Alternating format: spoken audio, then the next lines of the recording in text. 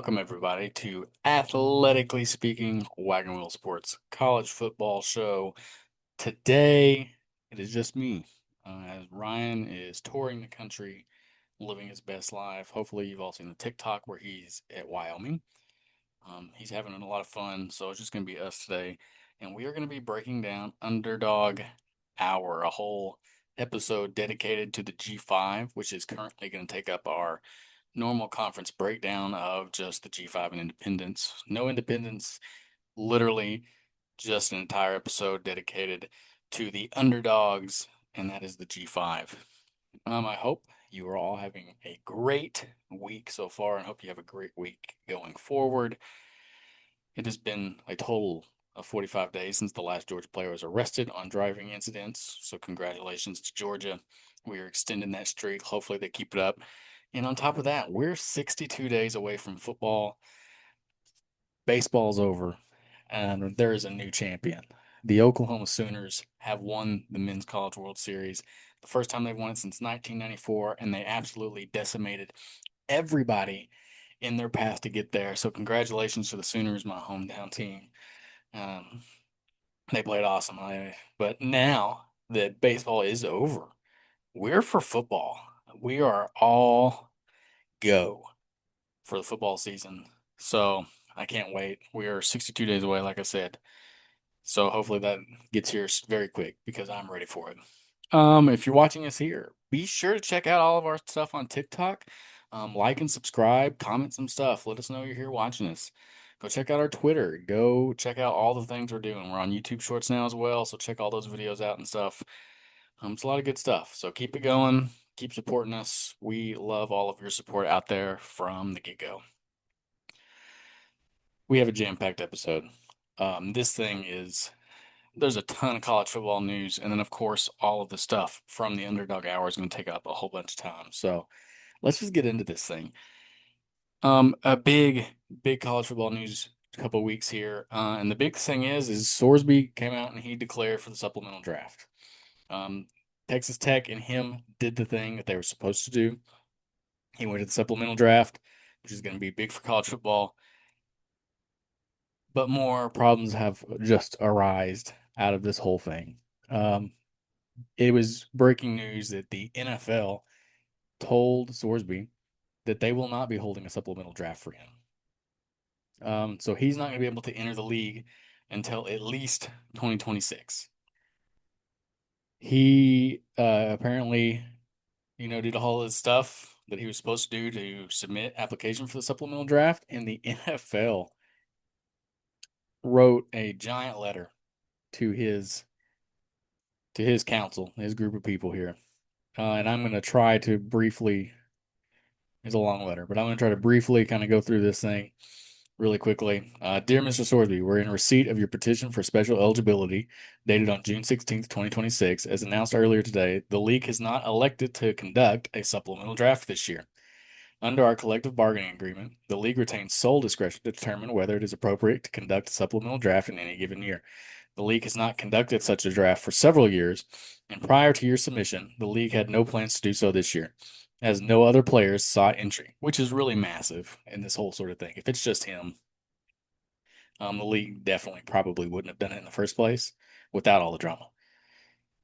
Um, Several years and prior to your submission, the league had no plans to do so, as no other players sought entry. Your petition filed 3 business days before the deadline without any supporting information or documentation, and only after abandoning your recent litigation efforts to avoid the NCAA sanctions does not provide a basis for the league to alter those plans. The issue presented by your petition are too significant and too closely tied to the league's core integrity interests to permit meaningful review within the timeline presented.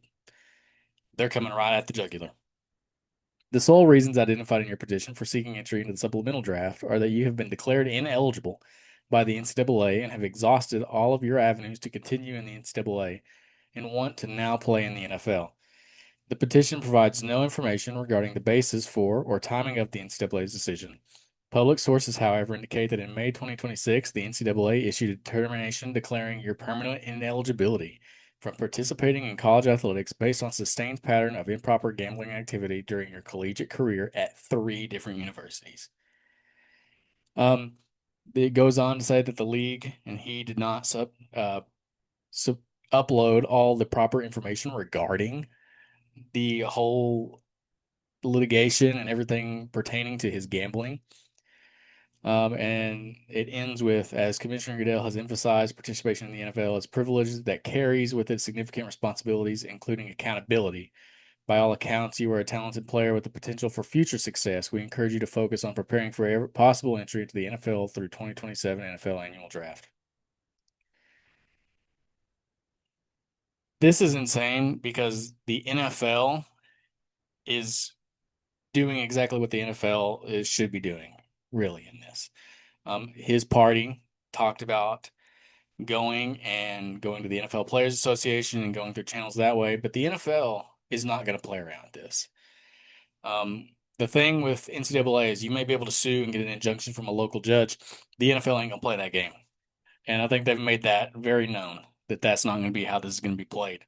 So the NFL's response to this is very similar, that they're not going to touch it, especially with the lack of information and lack of time to evaluate all said information, that they aren't even going to remotely try to touch it.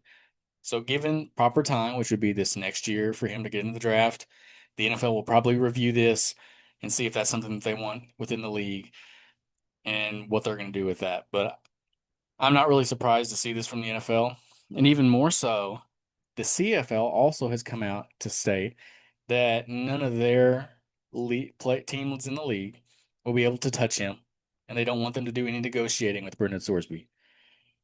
This is a big mess that would have probably just blown over and been another incident if Brendan Sorsby and Texas Tech didn't try to push the handle on all this.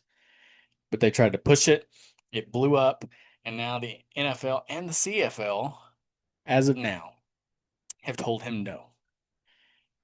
So the best thing Sorsby needs to do is let this thing blow over and then a year enter the draft.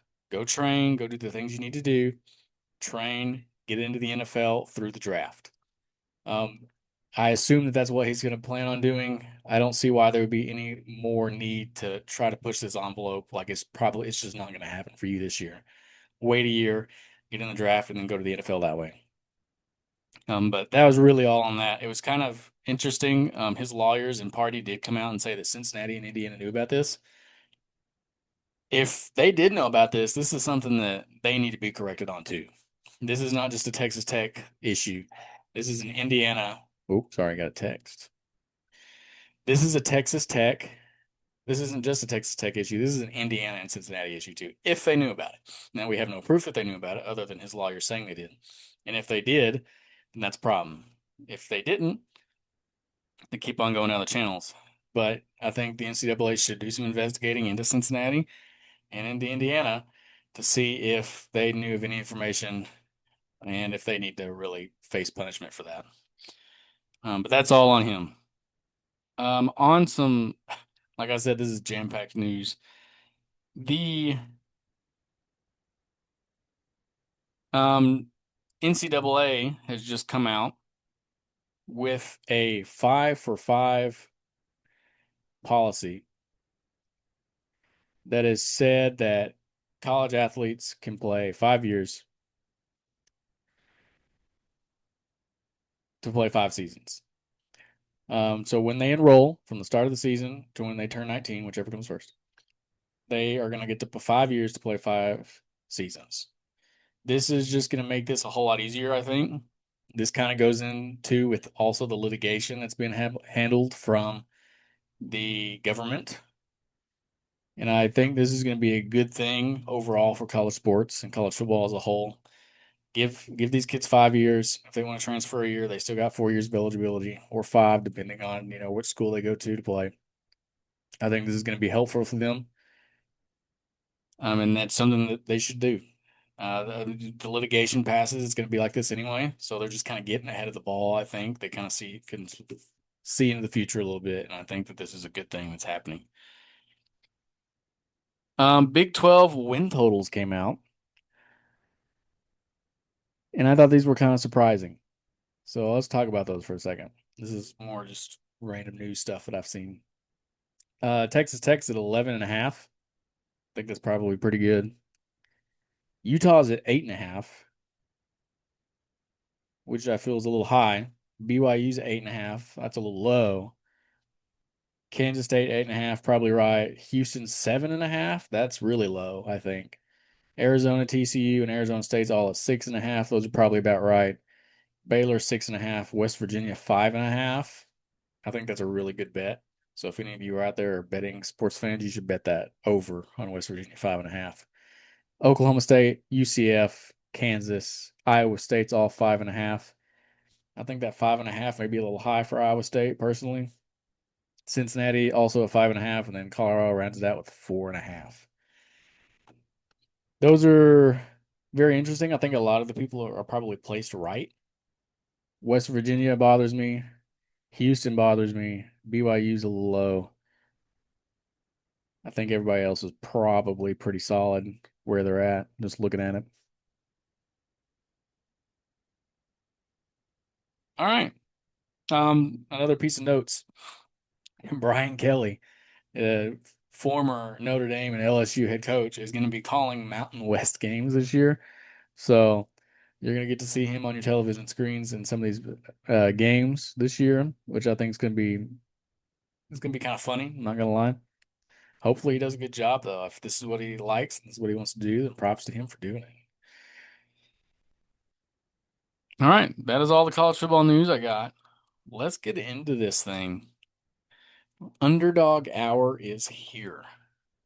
And I'm very excited to share all of this with you because I've done a lot of research on these teams. And I'm going to bring you some of the top teams that I think could have some very potential to go into each one of these leagues. And then we're going to talk about who I think is really going to be the playoff contenders out of the G5 this year, or G6 with the Pac-12. First off, thing that I want to elaborate about this year is who's going to be the best newbie, whether that's North Dakota State or Sacramento State. I think we both know who is going to be the best newbie. North Dakota State, as of right now, is built to come into the FBS and be able to succeed. Sacramento State, I think, is going to be a couple of years behind from North Dakota State to really sustain success in this level of football that they're in. North Dakota State has shown it can compete with some lower level football teams in the FBS. They have beaten the Kansases. They have beaten other schools around the country and have had success doing it. I mean, North Dakota State's a team that's playing for national championships year in, year out. They lost last year in the playoffs, didn't quite get there where they were wanting to get to. But they, to me, are already built like a lower level FBS team. Sac State's a little far behind. I know they're recruiting. They weren't planning on moving up to the FBS until late in the cycle. So their recruiting is not quite to the level of where an FBS team should be. And I think they're going to be behind a lot. I think they're going to struggle a whole bunch in year one, especially in the MAC. And the MAC has some really good quality teams in it. And this is going to be a problem for Sac State because they're going to be on that lower level end of this conference. So, obvious answer here North Dakota State is going to be the best newbie coming in up to the FBS. Now, there's been some other schools move around from the MAC. Obviously, NIU is now in the Mountain West. And I think that's something to watch too. How are they going to have success? I don't think it's going to be great. I think they're going to probably be at the bottom end of the conference. But North Dakota State, I think, is the most obvious choice for here, being the best newbie, one, into the FBS, and two, just overall in a new conference, is going to be North Dakota State. I think they're going to surprise a lot of people. That's that. Newbies in the conference. So, what I'm going to bring you now, we're going to go conference by conference, just down the list American, CUSA, MAC, Mountain West, Pac 12, Sun Belt.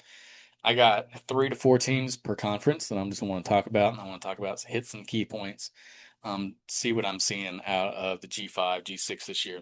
And then we're going to talk about the likelihood of playoff appearances for the teams. So we're going to hit it up. The American Conference is first in Underdog Hour. And the first team I want to talk about is the East Carolina Pirates. Coming into this year, you got a QB duel between Mitch Griffin and Emory Williams. And one of these guys is going to have to run the offense and be successful in doing so.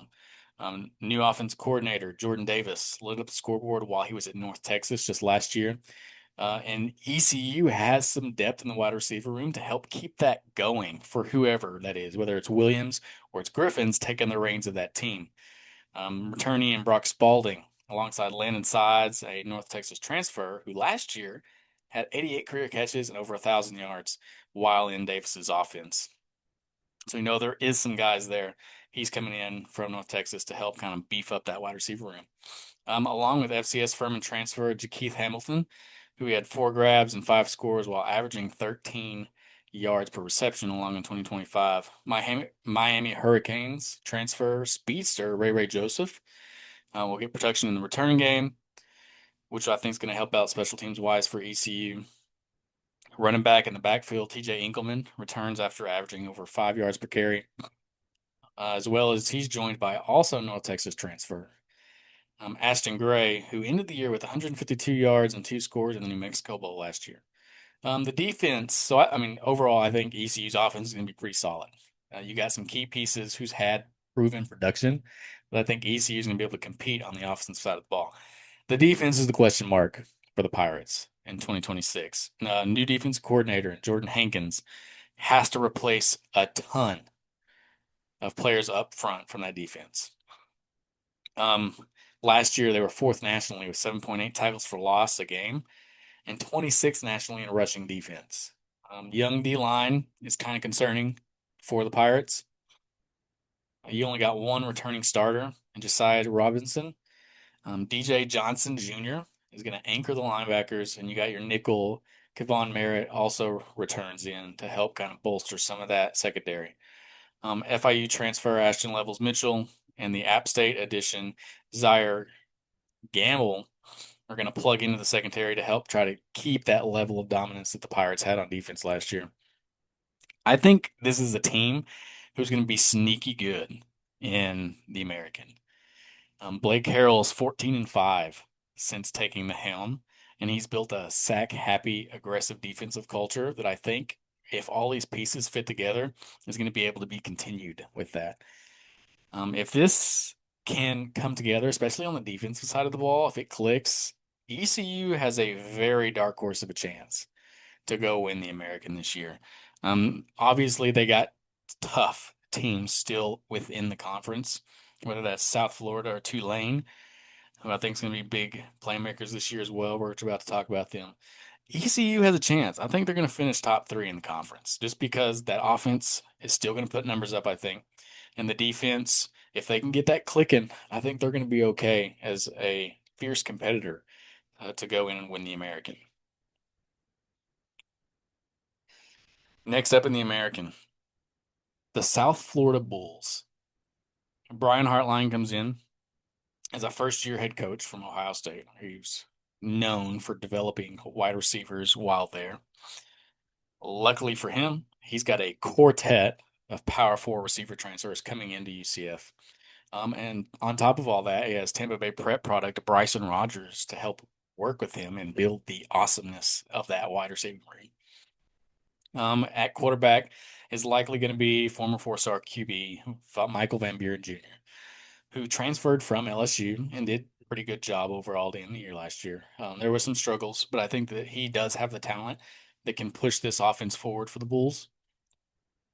Joining him in the backfield, USF has Dartmouth transfer DJ Crowther, who had almost 1,000 yards, 928, along with 10 touchdowns. And then Morgan State transfer Jason Collins Jr., who had over 1,000 yards and 18 games.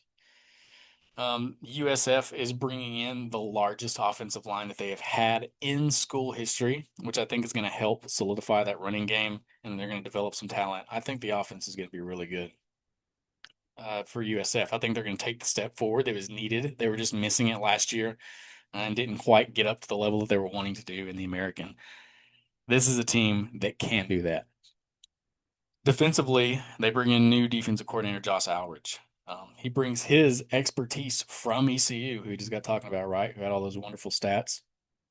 They led the American in seven different categories last year, including total defense, which had 348.8 yards a game, scoring defense, which allowed 20.3 points a game, And he looks to create a squad down in South Florida that is going to create havoc and mess around up front.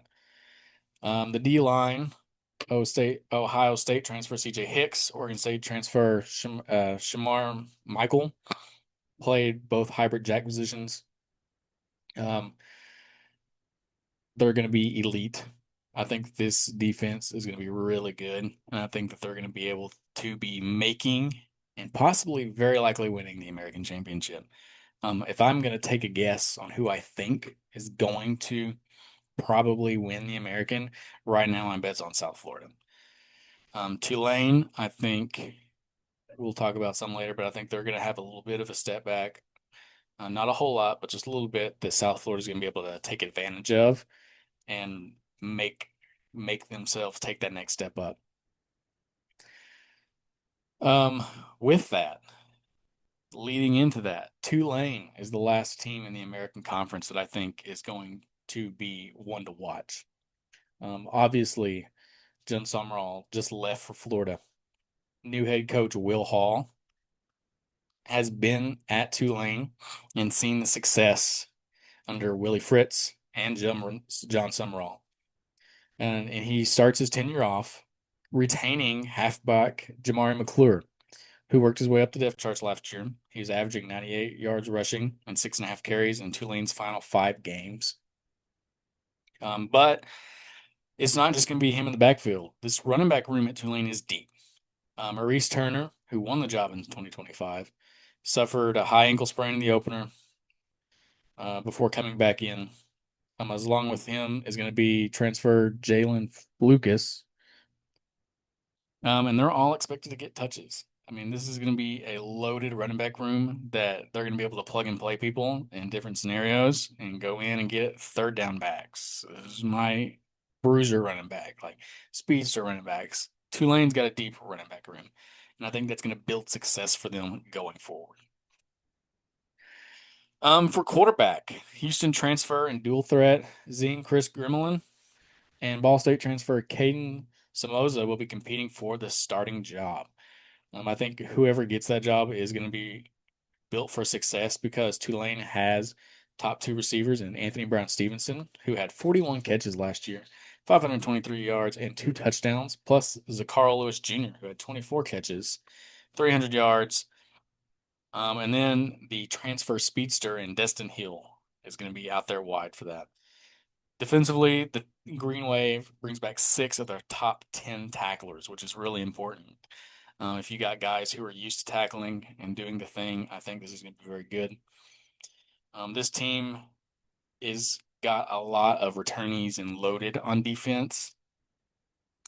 This is why I think Tulane isn't going to necessarily fall off by losing John Summerall. Tulane to me is much like a Boise State is now in the Pac-12, but in the Mountain West.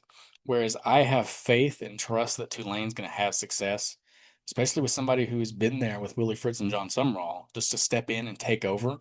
This is a team that I think will be able to be okay without John Summerall because they have depth. They've been there before and they know what it takes to succeed. Overall, those 3 teams, ECU, Tulane, and USF, I think are you're going to be your biggest teams to watch in the American. North Texas and Memphis both have way too many new pieces for me, both regarding coaches and players to really be competitive. And I think they're going to, unlike Tulane, I think they are going to fall off. UNT basically returns nobody. You saw some of the transfers for the ECU to other schools. Oklahoma State literally took their entire team and just picked it up from Denton and moved it to Stillwater. So UNT and Memphis, I don't think are going to be very competitive in the American this year. I don't imagine Tulane to be too far off. ECU's a dark horse candidate. If something happens, goes wrong, injuries plague one of these 2 teams, I think ECU could find themselves into the American title game. But as of right now, I'm thinking USF Tulane is going to be your 2 that's playing in the American Conference title. I got a lot of talking to do. I'm gonna have to take drinks every now and again. Ryan's not here, so you can't go back and forth with that. But that's the American. I think the American overall in the playoff race is not gonna get them there this year. Like they had Tulane last year, right? and James Madison into the playoff. I think the American probably falls off. There are better teams in other conferences in the G5 that I think is going to be able to overtake them. And we'll talk about that more later. But right now, I think the American probably gets left out of the playoff race this year. Conference 2 of 6. Conference USA, Conference USA time. And the first team that I want to take a look at is the Western Kentucky Hilltoppers. We are obviously mascot friendly, so Big Red. This one's for you, buddy. Western Kentucky in Conference USA. They have eighth-year head coach in Tyson Helton, who is unfortunately leading WKU into very familiar territory and replacing another offensive coordinator. But this time it's Middle Tennessee's own Bodie Readers who come into the Hilltoppers to see if he can help them become CUSA's best passing offense. While at Middle Tennessee, the Blue Raiders average 266.1 passing yards a game, and he hopes that he's able to do that at WKU again under the arms of sophomore Rodney Tisdale Jr. Now, he's going to have some competition in the backfield because Florida State transfers Brock Glenn is also coming in to vie for that starting spot. So whoever he has at quarterback is going to have experience. He's going to have some ability to make this offense have the passing attack that it wants. Tisdale did well taking over midseason last year. He tallied up 1,400 yards and 9 touchdowns in 9 games. If Reader wants to experience, if they want experience, then Reader has it. In the wide receiving room, versatile senior Katie Hutchinson has 66 catches, which was a team high, for 618 yards and 3 touchdowns. And he returns as a proven talent. And then joining him is wide receiver Nigel Johnson of South Carolina State and tight end CC Ezram of Toledo. So they brought some guys in to help kind of fill some holes here on the offense and hoping that they can keep that passing game where they want it to be. In the backfield, the Toppers bring in running back A.J. Allen to fill their hole in the position. The O-line on the offense is the giant weak spot for Western Kentucky. So a lot of young guys. There's only one returnee. So will this offensive line be able to click and create a running game, create time for either quarterback to produce at a high level is yet to be seen. And it's going to be very, very questionable. And I realize it's probably going to be a really rough start for Western Kentucky at the beginning of the year. Kristen Upchurch is going to have to be a leader and a mentor for a lot of that offensive line to be able to get them to where they want to be. Defensively, the Tops allowed 22.8 points a game, which was second in Conference USA, which was really good. Even though they gave up an embarrassing amount of 400 yards a game, which was seventh in the Conference USA. So even though they gave up a bunch of total yards, the defense stopped it when it needed to and didn't give up points. And that's what's valuable, right? Ugh, I got clogged nose. Gross, I know. But they were very good in red zone defense, like we were just talking about. They didn't give up points. They only allowed a nation's best 34.7 points or 34.7% of drives to end in touchdowns, which is really good. Senior Jalen Lewis emerged early as an impact player, and he garnered 74 tackles and a team high 3 INTs in his 2025 campaign. He's joined in the secondary by Dave Herod, which just forms a nice 1-2 punch for them. The D-line, defensive end Vincent Sneed and defensive tackle Jakeem Fletcher returned to help kind of build some stability on the D-line. Defensively, this weak spot, much like the O-line on offense, is the linebackers. Most of the starters there for Western Kentucky either transferred out or have exhausted all eligibility and are no longer able to play and graduated on. So, this team has an early, brutal 3-game stretch. They go to Nevada, to Georgia, and to Indiana. If they can navigate that and they can come out of that 1-2, because obviously you're not beating Georgia and you're not beating Indiana. If you can beat Nevada and come out 1-2 out of that, and build on that the rest of the season. Maybe learn some lessons while you're going through there. Because, like we talked about, that linebacking core is young and weak. That offensive line, young and question mark out of that group. If those groups can learn some lessons while in those games and be able to build on that into the rest of the season, you can look for the Toppers to be in the conference title hunt. I'm not sure necessarily this is a team that can win it. They got a lot of question marks, and if those things come together, then I can see it happening. I'm just not sure that they're going to be there. I definitely could see them coming out, maybe playing in it. But the next team we're going to talk about is where I think we're going to win it. I'm really excited about Western Kentucky, though. They do have a lot of question marks, but if they can figure that out, this could be a team that could be really exciting to watch and some awesome games this year. Like they're going to play a lot of high caliber opponents, and I would love to see them be competitive. I'd love to see them make some of these bigger teams sweat. So if these things can click coming into the season, I think Western Kentucky be somebody to watch.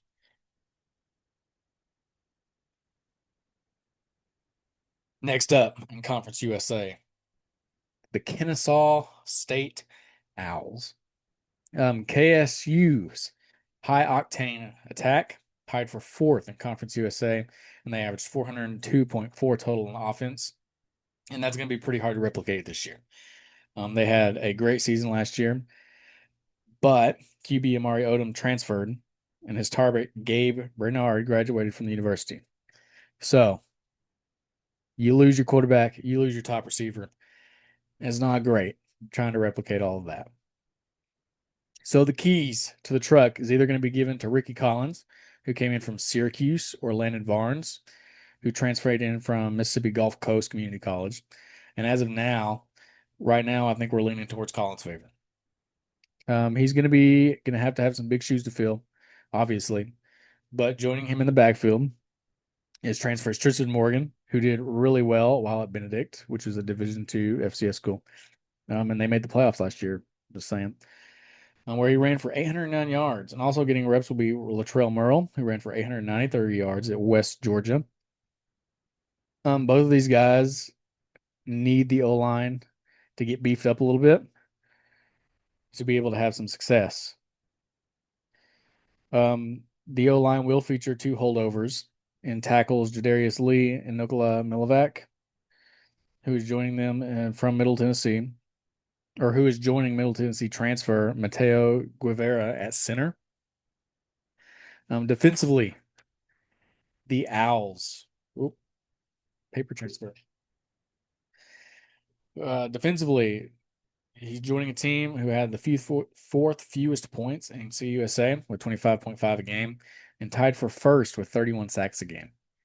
What's awesome about this is that they held on to all of the most important pieces that they had on that 25 roster. Key returnees include defensive end Marcus Peterson and Donovan Westmore, and who, when healthy last year, recorded 37 tackles and 4 sacks. At Mike Backer, Baron Hobson returns after making 72 tackles, 9 for loss, which is a big thing there, and 1 interception. In secondary, the Owls return nickel Cody Jones and safety Isaac Paul, who come back to Kennesaw State after a brief stint in the transfer portal, decided he wanted to come back. So here they're there now. This team last year managed to win 10 games in just its second year from moving to the FBS. That year one was rough. They made a giant jump in year two, coming up winning 10 games. And as long as the defense can hold and the offense can make strides with some of these new pieces, I don't see a reason why in this world Kennesaw State cannot make a return trip to that title game. And as of right now, I think they're my favorite in Conference USA. I have belief in the pieces that they brought in that they're going to be able to make that run more so than I do with Western Kentucky, who has more question marks and more strings that I just don't feel comfortable about. Kennesaw State, from what I can see, has made the correct visions and bringing people in that I think that they're going to be okay to make that run back. So right now they're my favorite. The third team, though, I want to talk about in Conference USA is FIU and the Panthers. This team has undergone a ton of turnover, and that leaves a ton of question marks. This is a team that's more on the lookout, more than I can see as being a competitor this year. However, head coach Willie Simmons has replaced the head of team with quarterback J.J. Cole, who's coming off a solid outage at App State, where he completed over 61% of his passes and 1,400 yards, 12 touchdowns, along with two interceptions. So this is a pretty solid quarterback that I think is going to come in and be able to kind of help right this team to where they want to be. Um, this I know Coach Simmons is really hoping that he's going to be able to push the envelope and kind of do the things that he wants to do. Joining him as being that success story that Appalachian State had is FIU's number two returner from 2025 and Anthony Carey. Carey rushed for 469 yards and five touchdowns last season. And he's wanting to come back and be successful. Wide receiver Cole will also have people to add to the people to throw to, along with several other 1,000-yard receivers. The glaring hole in all of this is that FIU lost every single starter on the offensive line. That's not great. That's actually a big, massive red flag. They will have to rely on Zaire Flournoy and Antonio Tripp Jr. to anchor and lead a young O line. And I'm not sure that that's going to be good for them, to be quite frank. Losing that many guys on the O line is very problematic, especially when you're bringing in new quarterbacks and trying to get that all to mesh well. FIU, that is the biggest glare right now that I'm seeing with this team. And I don't have as much confidence in them as I do some of the other teams that we'd already talked about to overcome that. Defensively, FIU brings back both defensive ends, however, and second team All USA star Kenton Simmons and Dante Anderson, who had 3 sacks on the year in 2025. At DT, FIU brings in West Virginia transfer Elijah Simmons, who I really like, and joining him is returning Jeremy Carter, who had 19 tackles and 1.5 sacks last season. The linebacking core for the Panthers is very strong. And Josiah Taylor, who led the team in tackles, was 76 and 6.5 tackles for loss.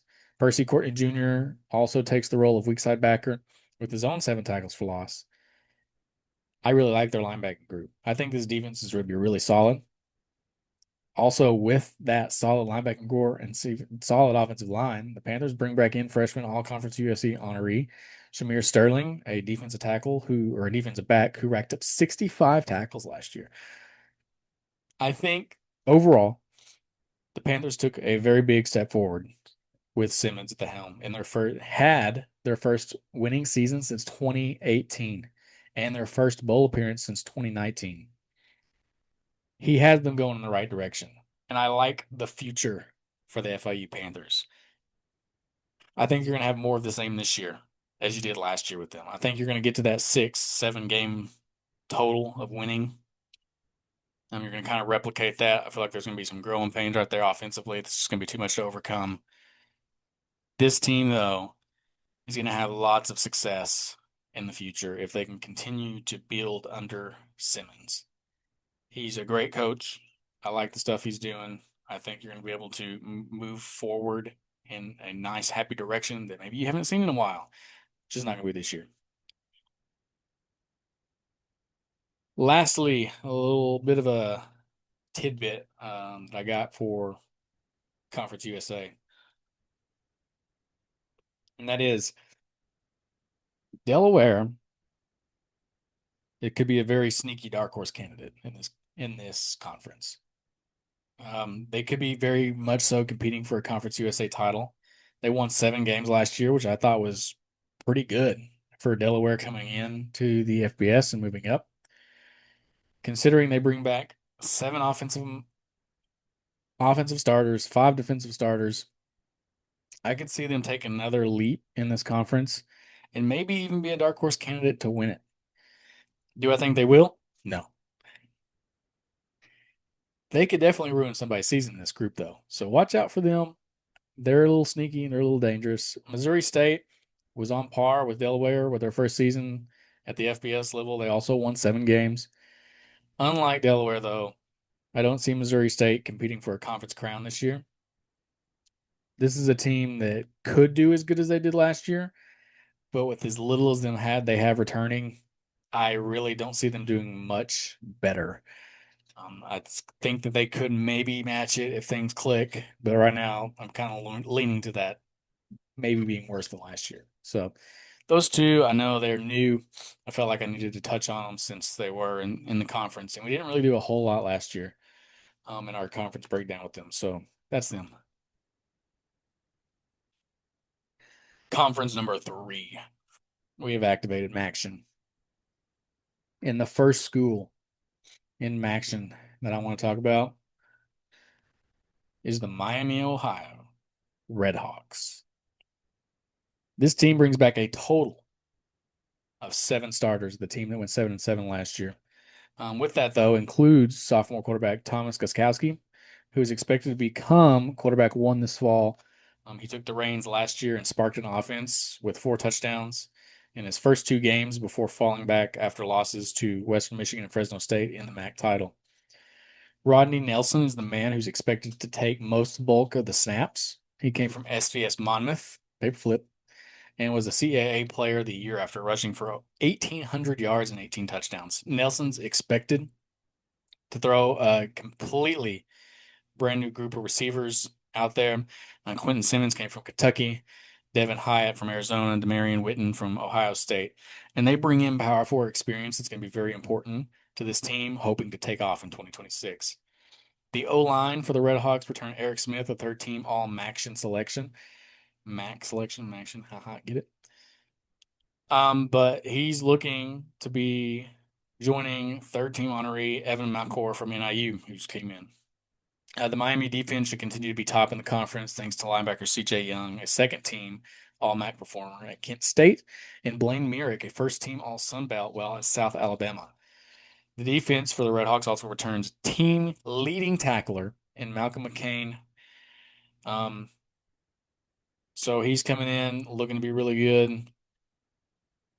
Miami is rocking a really solid rotation of players on the D line, which is going to be the strength of the defense. Miami's also been consistently making MAC title games and could easily find themselves in a fourth straight as long as this defense stays strong. With the amount of Power Four transfers that they got coming in, I really like the Redhawks this year. I think they're going to easily make it back to that fourth straight title. The defense and the offense are both going to have to take a step just to make sure that all these new pieces click along. But with the amount of Power Four talent they got, I see this team being really good. Right now, I'm not sure that I would pick them to win it as of right now on June 28th. But that could change. Well, as time goes along, they see their schedule. We'll kind of play it by ear, see what happens. But right now, Miami's going to be really good, and I definitely think they're making the title again. The team that I think is going to win it, though, Western Michigan. Western Michigan's MAC championship offense ran the ball 67% of the time last season. That's a ton. And I don't see that changing much with this offense this year. Offense player of the year, Brock Lowry, is back at quarterback. He ran for 963 yards and 14 touchdowns. And your MAC coach of the year, Lance Taylor, is looking for Lowry to continue to make strides in the passing game to help kind of balance that out so he's not having to run as much. Lowry completed 63% of passes with 9 touchdowns and 3 interceptions last year. However, his average yards per pass was only 6.9. So that could definitely stand to improve. If we're taking more shots down the field, kind of getting more people open, then this is a team that I think is going to continue to go and be back-to-back champions. The offensive line will again be very strong. They're returning 3 guys to that line. At center, Jeremy Schleiner is going to return to action after missing most of 2025 with the injury, so he's coming back healthy. He's going to be a nice, solid piece to that. At wide receiver, 2 of the top 3 receivers returning, Balin Brooks and Avion Chenault. I am fully expecting this Western Michigan offense to come out and just obliterate people. They did really well last year, and as long as the defense can keep in safe face, I fully expect Lowry to make a step forward in throwing the ball. And adding that with his running ability is going to be very dangerous to opposing teams. This is my favorite team in the MAC right now, is Western Michigan. Just looking at them on paper, I don't see much of an area and anybody within conference that's going to be able to stop them. This team is going to be easily looking to make back-to-back runs in the conference championship, especially if the defense can do what it was. The Broncos will have a tough time matching last year's performance. The unit only allowed 17.4 points per game, which ranked ninth nationally. And I fully believe they're going to be stout again. However, um, the top three cornerbacks or the top three corners are coming back. I'm sorry, I can't read my writing. Including Josiah Franklin, who was a third team All MAC selection last year. John Peters impressed at nickel last season, who I expect him to do really well and take a step forward. Safety, Micaiah Davis returns after a very, very productive season. And Dakari Frazier is ready for an increased role at defensive tackle. The Broncos add transfers from Ohio State, Ahmed Tunkara, and North Carolina's Austin Alexander to help kind of bolster this defense that was already playing really high level last year. Linebackers Dominic Moon, Dylan Moore combined for 42 tackles. And reserve roles return, and they're going to be looking to be more starting positions. Tennessee transfers Brendan Ains and JUCO transfer Justice Betts help bolster the unit. Yet again, this is another team that is going to have to click to have the success they want to do. I think this is a team that more so I'm going to lean on to click than others that we've talked about, just because that there is more proven on this thing. There's a lot of more veteran pieces to help kind of bolster that, to help that team click than others. Right now, they just lost one projected returning starter to the transfer portal, but they were able to bring in 10 Power 4 transfers this offseason. The defense is rebuilt, but there is experience there. I really have faith a lot in this Western Michigan defense with Power 4 guys to have that experience to come in and take a step forward. If Lowry can push the passing game forward in year two, then there's no reason that Western Michigan cannot return and win another MAC title this year. If the defense is going to be as solid as I think it's going to be, you need to look out for Western Michigan because they could be a playoff contender. Spoiler alert. We'll be making those picks here in a minute, but watch out for them. Next up in the action, Ohio Bobcats. Offense coordinator, Scott Sporting. If I said that wrong, I'm so sorry. If I say any of these names wrong, I'm sorry. That's between my writing and between me just mispronouncing things, it could get sounding very weird. But anyway, he's back. And that's really about it. The Bobcats lost nearly all of their offensive production to either graduation or the transfer portal. And a very mix of inexperienced returners and highly productive SCS transfers, Matt Veza will compete for the starting job at quarterback.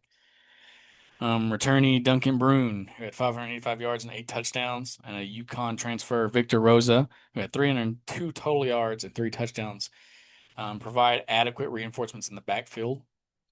At receivers, Ohio benefits from experienced targets like Dom Dort and Max Rodart and Ian Pugh, who combined for 24 receptions and 208 yards. There's not a lot of returning experience with this team, and that scares me. Guys who have not been plugged in at all is going to be looking to come in and try to fill these holes that I'm not sure they're going to be able to fill. These guys, this offensive line is almost entirely rebuilt through the transfer portal, with all 5 starters departing. Ohio's staff targeted size and experience, though, within the portal. And Ohio's defense, paper throw, will dictate whether or not it has a very good win or loss record. Linebackers Jack Fries and Michael Molnar returned to anchor the unit, along with defensive lineman Austin Mitchell, Nehemiah Dukes, and Derek Reagans. The defense is going to be the strength of this team, I think. The offense is way too many new to be able to get going for this season. The secondary has a blend of returnees and transfers that hopes to lock down opposing quarterbacks and receivers. Defense coordinator Kurt Maddox was on the 2024 Ohio staff, so there is some transition there with that. He's now back to implement a very aggressive and attacking style of defense. The philosophical shift could pay dividends in the front if they can adapt to that, but I'm not seeing it for Ohio this year. Their head coach John Hauser is at least a familiar face, as he spent the previous three seasons on the staff. I just don't think he's going to be able to sustain that momentum moving forward. This team, I think, is going to take a step back and fall off in a very un-Ohio fashion. That's just where I got them this year. I think there are better teams, like we just talked about Western Michigan.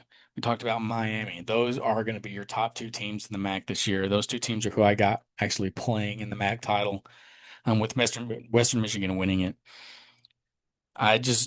Ohio does not feel like a team that's going to be coherent enough to actually perform at a level that they need to be to get there. And I think they're going to fall off.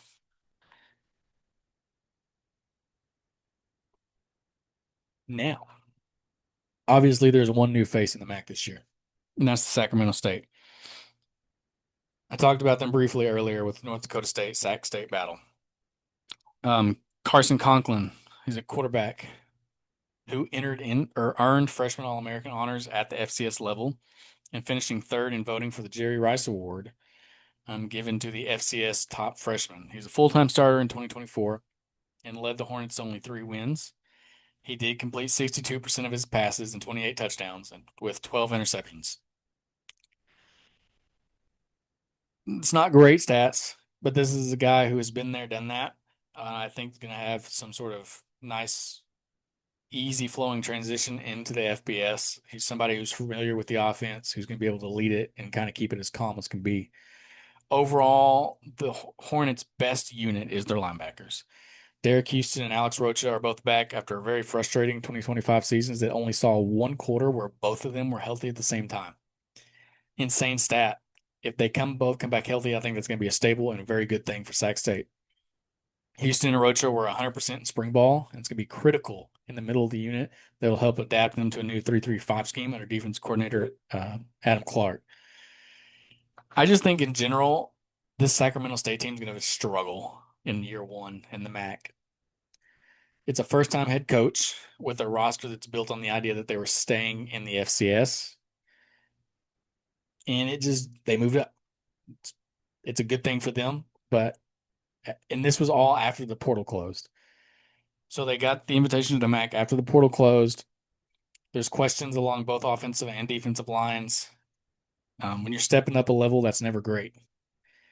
I don't see Sac State being competitive this year. I think they're going to lose lots of games. That can change next year. That can change the next year. Like, they can build into this. There's teams that's had success moving up. I just don't think it's going to be year one. That's all I got for the MAC. Paper hop. We are here through 3. We have 3 more conferences to detail. This is a lot of fun. The G5 is a very underrated part of college football that I don't feel like people give enough love to. There's a ton of coaches, there's a ton of players that come up levels that build teams, and we're just not giving them the love they need. So I hope you're all enjoying this so far.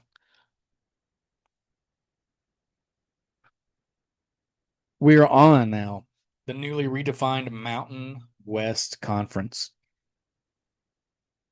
UNLV, a team that should take the step into the limelight, right?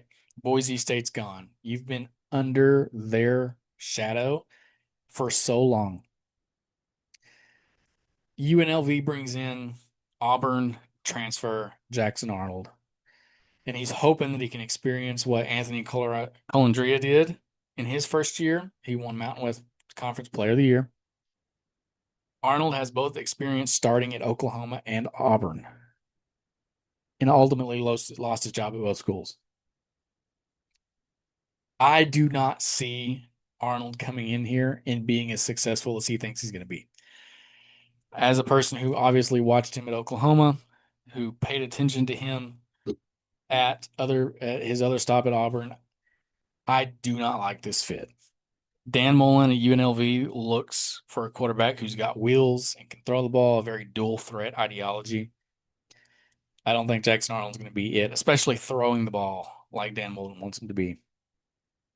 Luckily, Jaden Jet Thomas will be a fourth-year starter after rushing for over 1,000 yards last year and 12 touchdowns. He's the face of the program, and he's going to be a candidate for Mountain West Offensive Player of the Year. The wide receiver room has no starters returning, which I think is very dangerous, especially with a quarterback who has not been successful throwing the ball, right? Having return or new faces is going to be a little bit of a challenge there. Luckily, though, Arnold is also new, so it's not going to be so detrimental that you have a guy who you're used to at quarterback coming in, new quarterback, and then you're getting used to him. Both of you are getting used to each other at the same time. So that is a plus with that. Coaches are excited about sophomore Caden McGee, though, and Tayshawn Lyons, who was productive last season in very reserve roles. All conference lineman Austin Boyd is moving to tackle or from tackle to center, and starting left tackle Will Thomas also returned. So there's a couple of returnees on the offensive line that's going to help kind of bolster him. If it's one thing that Jackson Arnold needs, it's an offensive line. He didn't have it at Oklahoma, he didn't have it at Auburn, and he has been very, very on the ground a lot. I think if you give Arnold time in the backfield, that would help boost his confidence. You got to have an offensive line to help this guy out, and he hasn't had that as of late. If he can get that, I think he could be a little better than I think he's trying to be, or that I think he's going to be. But without a good offensive line, he's going to continue to be what we've seen out of him. So that's going to be the most important thing: is if UNLV can get an offensive line or not. Um, on the defensive side of the ball for UNLV, one starter returns at each level of defense, from the line to the secondary to the middle of the group. Um, this defense last year ranked 89th in the nation in scoring. At linebacker, we have some starters that I think is going to be very pinpoint. At corner, we have starters that's going to be pinpoint that's coming in from last year. Linebackers transfer. Cam Sanity was the CA Defensive Player of the Year at the FCS level. And he's going to be in the rotation with starter Camila Cayehu. Up front, junior Lucas Conti returns for a fourth season and will anchor the line with the help of Andre Porter, Landon Thomas, who will move into more prominent roles at the defensive ends. And then at secondary, Jake Pope spent 2 years at Alabama and one at Georgia before starting all 14 games last year for UNLV. He's going to be a leader of a much improved back line. Kyron Chambers arrives from SMU, who I really like. And Tony Lewis Nakuba from Arizona State. As I was talking about UNLV living in Boise State shadow, 5 of UNLV's 11 losses since 2023 have come to Boise State, including 3 of those in the Mountain West Championship game. The obstacle of Boise State Broncos is now gone because they're in the Pac-12. Can the Rebels take the next step to win the conference? And that's going to be on the shoulders of this offensive line and Jackson Arnold. I think the defense is going to be better. Unfortunately, they surrendered 38 points in each game, or at least 38 points at 5 games last year. That's rough. I think Dan Millen's an excellent coach. I think he's going to be able to get this team turned around. I think they're going to be able to take that step. I just don't think it's this year. I think Jackson Arnold in that offense is too much of a giant question mark. I think the defense has a couple holes here and there that they need to fit. They are returning starters in most everywhere, or returning a starter everywhere, but there's a lot of new. It's not this year for UNLV. I just think Jackson Arnold's a liability more of anything at this point, especially with the weak offensive line. It ain't going to happen for him.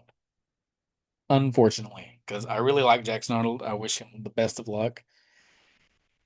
He's just got to have more stability than that. I don't think he's ever had that. And I think that's going to cause more and more growing pains as we go this year. So that's UNLV. Next up, though, the team that I really, really like in the Mountain West this year, New Mexico Lobos. Starting quarterback Jack Lane is back after completing 65% of his passes and averaging 191 yards per game. With last year, he had 13 touchdowns, 10 interceptions. It's like Ryan was playing them because that's a ton of interceptions. If he can cut those back, then he's going to have a lot of success. Lane was limited, though, in spring drills, and a pair of transfer transfers is going to be their top two pass catchers this year. Troy Omer, who played at Texas, Arizona State, and UNLV, had 31 catches for 514 yards and 5 touchdowns for the Rebels last year. Miles Williams comes in from FCS Eastern Washington and is expected to be a heavy lifter in the passing game. Cade Keith was going to be who will be an all Mountain West candidate in offense that emphasizes the tight end is going to be very useful. And along in the backfield, the running back room is deep with New Mexico this year. Scott Humphrey is the leading rusher with 349 yards. Humphrey got off to a fast start, but never quite recovered from an injury in week 3. So he comes back healthy this year, expected to make a big splash this year in the Mountain West. Cameron Matthews comes in after a redshirt year at Memphis. The offensive the offensive line returns 4 starters, but still has a few question marks. Center Caden Robnett is an all Mountain West Conference candidate. If they can continue to take a step forward, I think is the biggest question mark there on the offensive line. Can you make that step forward to help your passing game out and emphasize a run game? It's going to be very strong. And that's your biggest question there. Defensively, though, this unit has the potential to be the absolute best in the Mountain West Conference. Mountain West Conference Defensive Player of the Year and Jackson Eck averaged nearly 10 tackles per game from his linebacker spot. He's joined by Mercury Swaim, who emerged late last year as an all Mountain West candidate, and as well as in the middle of the defense. The Lobos led the league in rushing defense last season. Up front, former FCS Idaho transfer Xavier Slayton beat out Brian Booker, who was an honorable mention at the All Mountain West pick at defensive tackle. Plus, you're bringing in some others that's hoping to make big splashes at Mountain West or in the Mountain West with New Mexico. Head coach Jason Eck worked wonders last year with this team where they won 9 games in year 1. And the Lobos are among the league favorites this season. The defense is going to be among the best in the Mountain West, without a doubt. I think this team is going to be awesome defensively. If the offensive line can gel, much like the story of everything, right? And one of these two quarterbacks emerge, the Lobos are going to win the Mountain West. I think they're going to get there. I think they're going to appear. This is my favorite right now. New Mexico is the team that I think in the Mountain West you need to be on the lookout for because they're going to be dangerous. They're going to be really dangerous to a team with them and UNLV is likely going to be the title game. That's them. I'm making the pick now. New Mexico is going to win the Mountain West. And spoiler alert, dark horse playoff game. Lastly, Mountain West. The North Dakota State Bison. This is a team, like I talked about earlier, who's more built for the FBS than they probably were, or than Sac State was. Senior quarterback Nathan Haynes will take the reins after being quarterback 2 on last year's team, who went 12-1 and lost the heartbreaker in the second round of the playoffs. He's a good running threat, has a lot of good speed, and he has a very strong arm. 3 starters are back along the O-line, along with Kansas transfer Keenan, and he looks to be an immediate fit at right tackle. Head coach Tim Plasek, who's entering his 3rd season, be able to rely on this group on the offensive side of the ball to make plays where they need to make plays. The skill positions have a little bit of unknown, though, for North Dakota State, I won't lie. Running back DJ Scott averaged 7.3 carries per game last year and finished with the year with 502 yards. Redshirt freshman Miles Mitchell will have a larger role as well. And incoming freshman Braylon Tolvier could earn some serious playing time. Tight end Reese Kessel returns after averaging a very impressive 22.3 yards per catch last season. While leading wideout is Jackson Williams, who started 2 games and had 293 receiving yards for the season. Young players are going to need to step up, and that's really the story for North Dakota State. Unfortunately, they don't get to step up in the FCS, right? They don't get to have that level of playing ability that they're going to get. This is going to be a team where they beat Kansas or beat somebody in a one-off game. This is the team. Like right now is to make the moment. I think North Dakota State is going to be a middle of the road Mountain West Conference. Paper fly. They're going to be a middle of the road conference team this year. I fully expect to see North Dakota State elevate and make the amount adjustment to the Mountain West pretty seamlessly. This is a team much like Boise State and Tulane that I have full belief that this is going to be a pretty easy transition for them. They're going to have success because they've had it. They've had nothing but success for forever. This is a team that I completely believe is going to be able to make an adjustment very quickly and be adapted into the Mountain West and the FBS culture sooner rather than later. I love the Bison. I see them being Mountain West candidates and contenders year two, year three, and fringe year one contender. If they come out and have a lot of success, the Mountain West is not as strong as it used to be. It's not. You got one or two teams at the top there. The rest is pretty weak down below. The Bison could be fringe one contenders, so be ready for that. Two more conferences. Some of the more fun conferences at that. Pac-12 is back. Pac-12 After Dark is back. And the leading candidate in the Pac-12 is Boise State. They return Maddox Madsen, who's heading into his third season as a starter, and he's going to be working with a relatively fresh-faced receiving core and offensive line. They did lose their top four pass catchers from 2025. However, they added some talent in there. It's going to be able to make it work.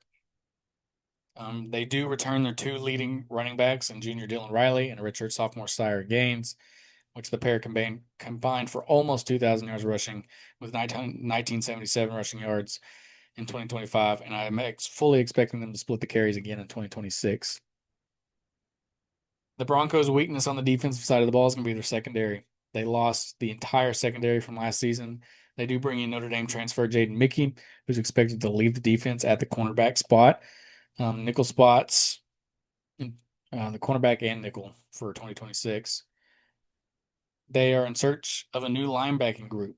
So they're going to have to really solidify the middle of the defense there. But redshirt junior Bowen Phelps offers great speed and coverage at that position. Tackling overall could remain an issue. Sack production dropped last season from 24 to 20 and 25. They had 55 sacks in 24, 27 and 25.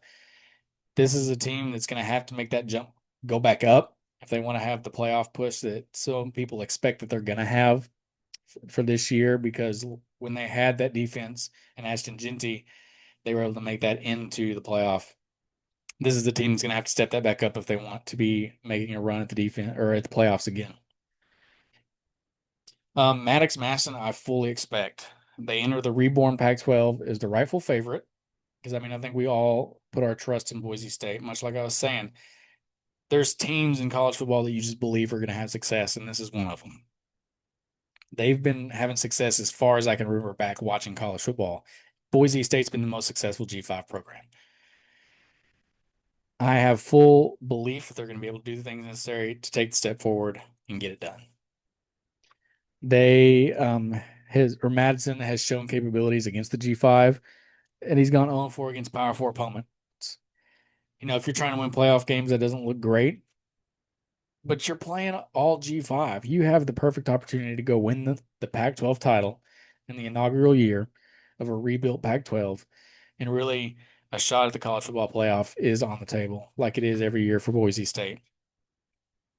This is a team that I think is going to be able to make a pushback. They're obviously the team that's making the push to actually win the Pac-12. So right now, as of right now, Boise State's my favorite for the Pac-12, and it's pretty simple. Maddox Madsen, I like. The defense, I like. If things click, just like the story of everything, this is a team you need to watch. Also in the Pac-12, though, San Diego State. Senior Jaden Denegal went 143 of 243 last year and had 1,807 yards with 9 touchdowns and 8 interceptions. This gives the Aztecs something they haven't had in a while, which is a returning starting quarterback. So having that stability on the offense is a big giant plus. And this time, Denegal's healthy. Senior Lucky Sutton, 1,297 yards last year, 10 touchdowns, is among the nation's top returning running backs. Colorado State transfer running back Javion Kinyard is going to help boost some stuff out of the backfield. Also, his receiving threat that maybe Denegal isn't.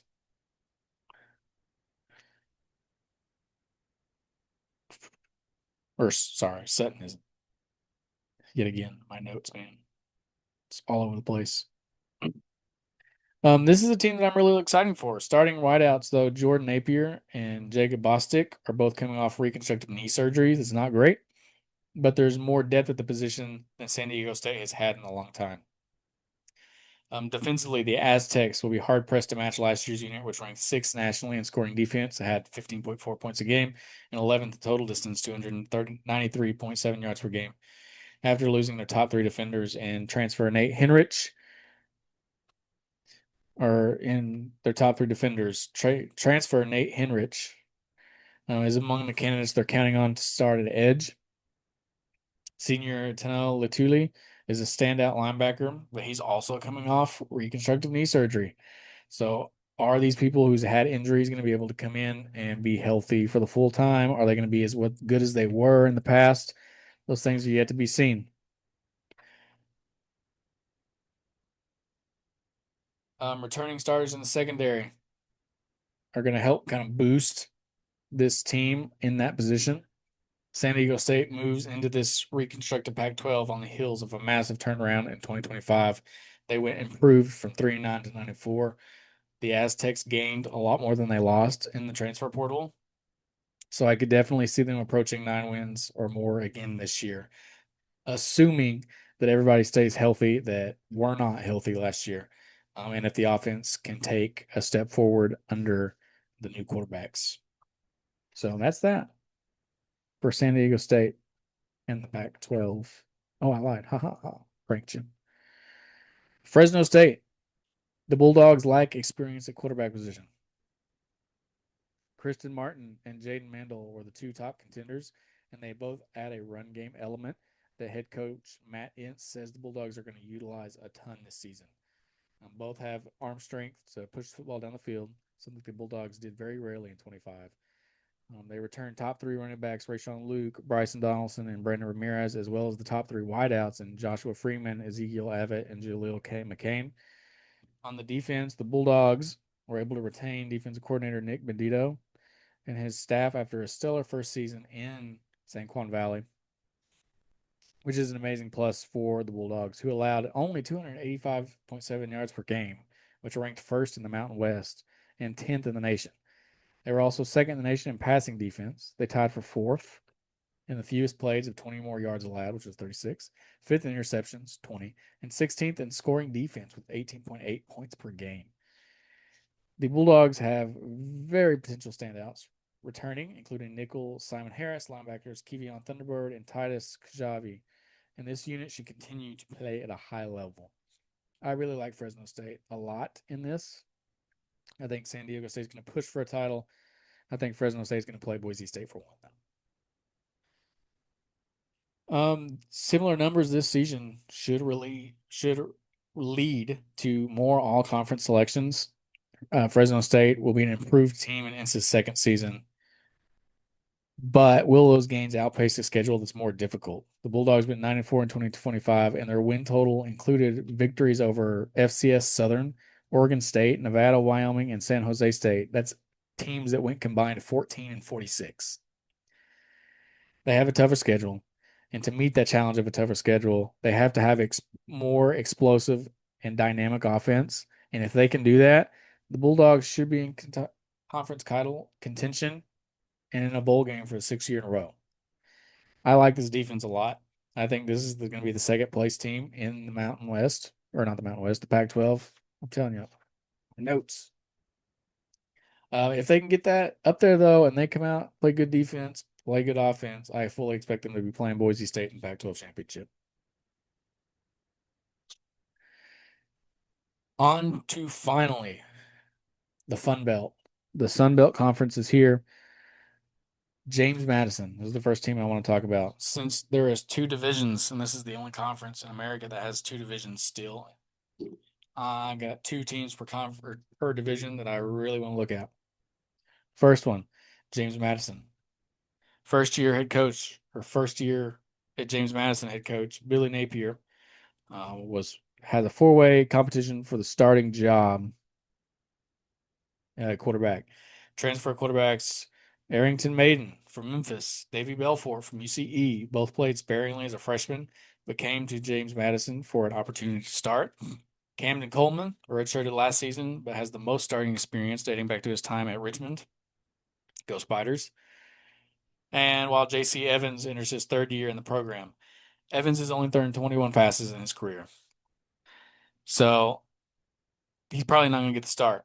Which one of these is Billy Napier going to be more likely to play is yet to be seen. He's going to have to pick one, and they're going to have to go in that direction and hope that they can sustain success for a team in James Madison, who, coming off a playoff berth, is looking to have that same success this year in the Sun Belt. Wideout, Braden Wislowski should be a popular target for whichever of those four start. He's come off a strong finish to last season when he scored 4 touchdowns over the final 6 games of the season. On the defensive side of the ball, linebacker Gannon Weathersby is back, especially in a bigger role after recording 57 tackles and a sack last season.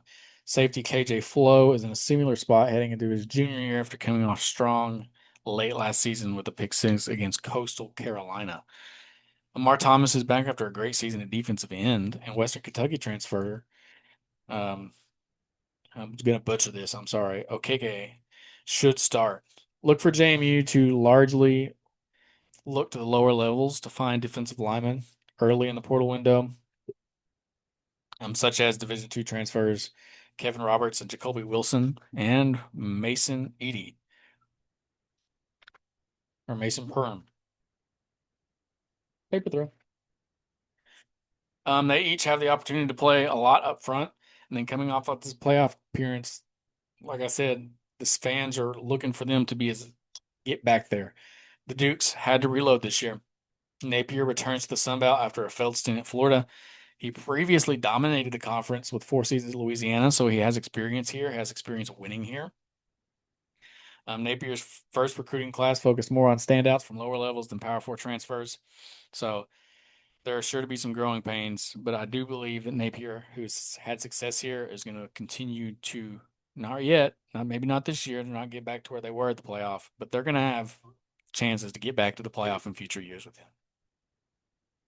Second team on this side of the bracket that I want to talk about, Old Dominion. This is a team who I can see vying for their spot in the Sun Belt title. The Monarchs matched their best season in program history in 2025, so props to them for that.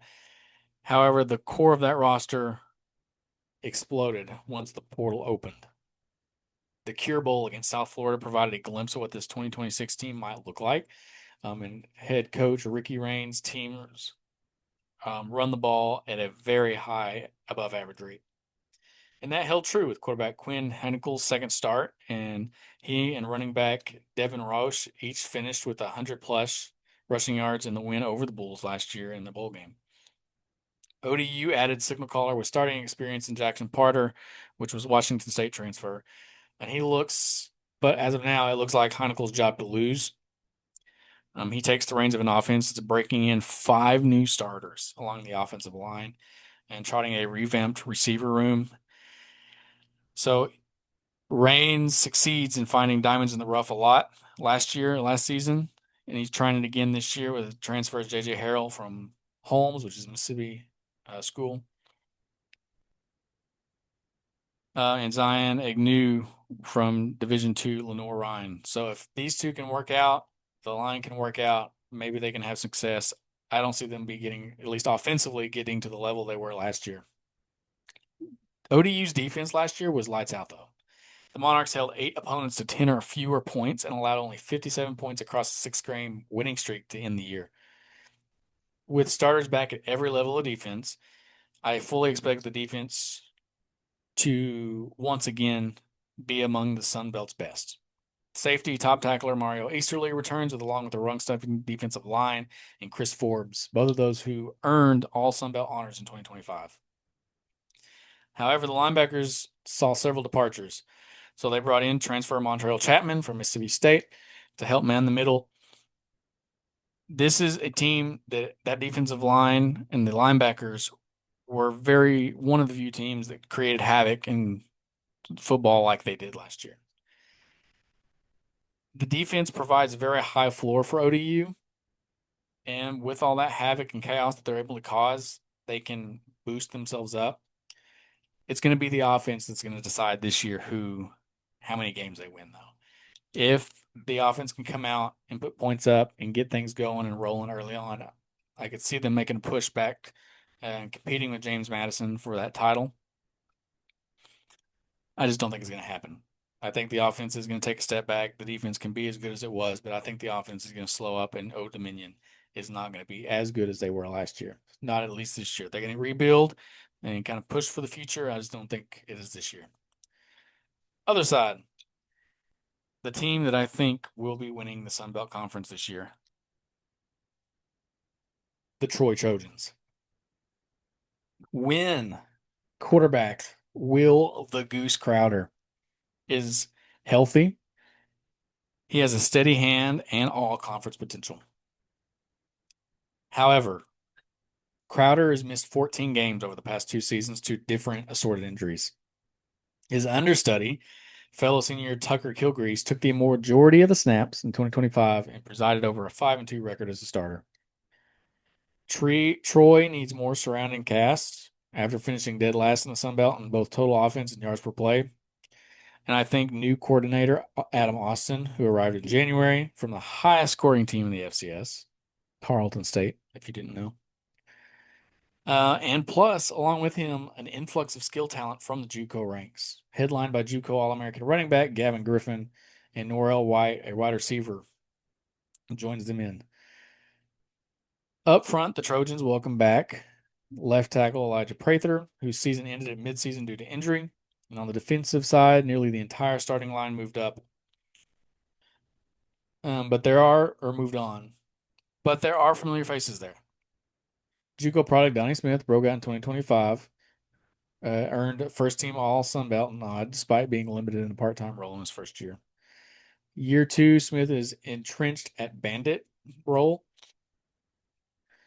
I fully expect this Troy defense to be really good. I expect the offense to be really solid.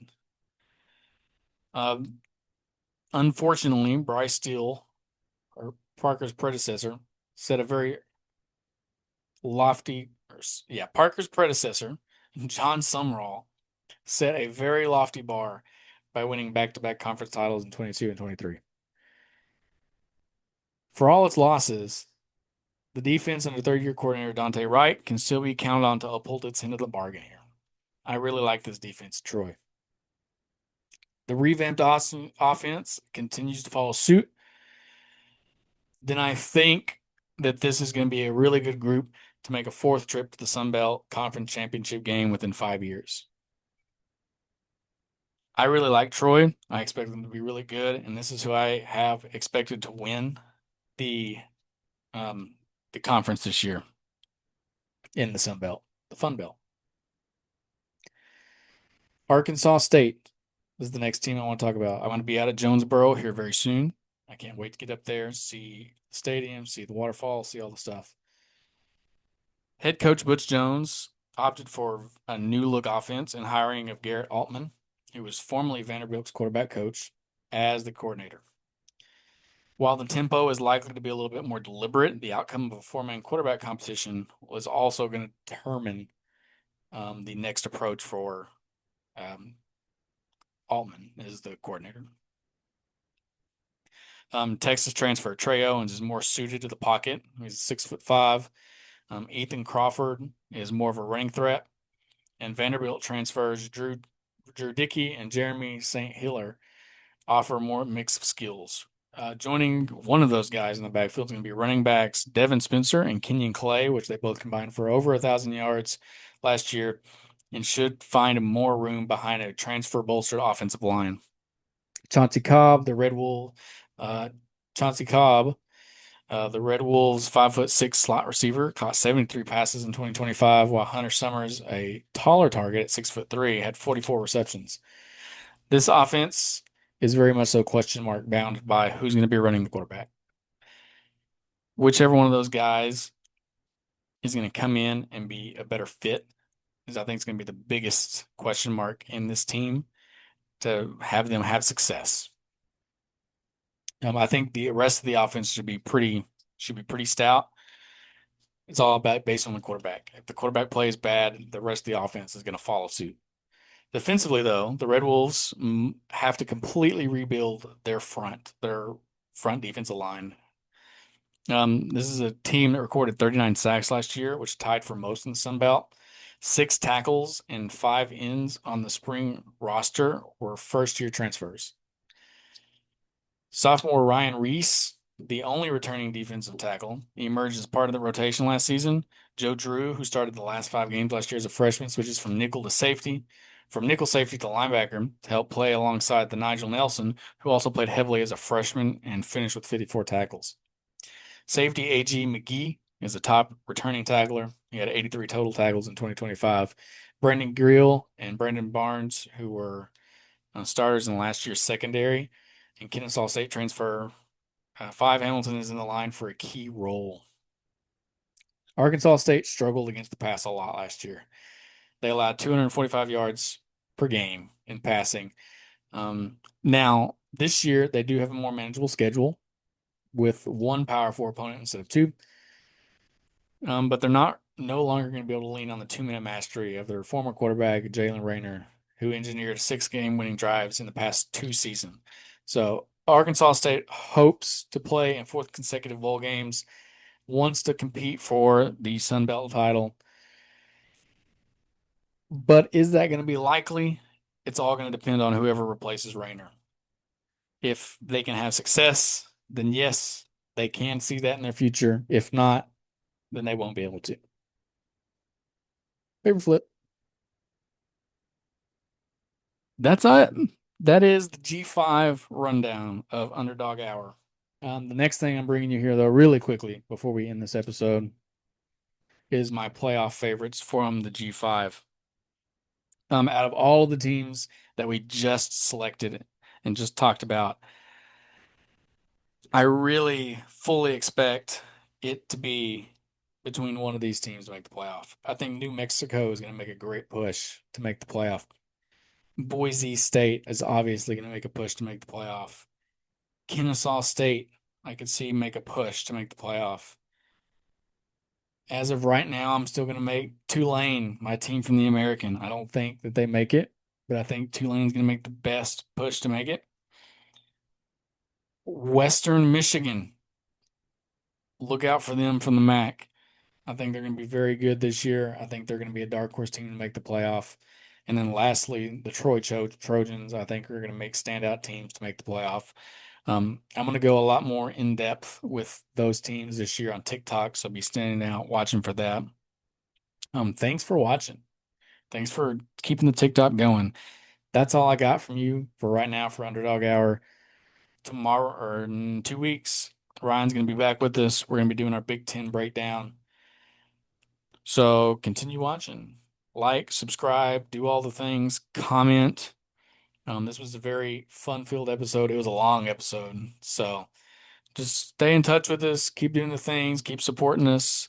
We appreciate all of you who listen. So that's all I got with this. No Ryan, no 2-minute timeout. So that's all I got. Till next time, y'all. Peace.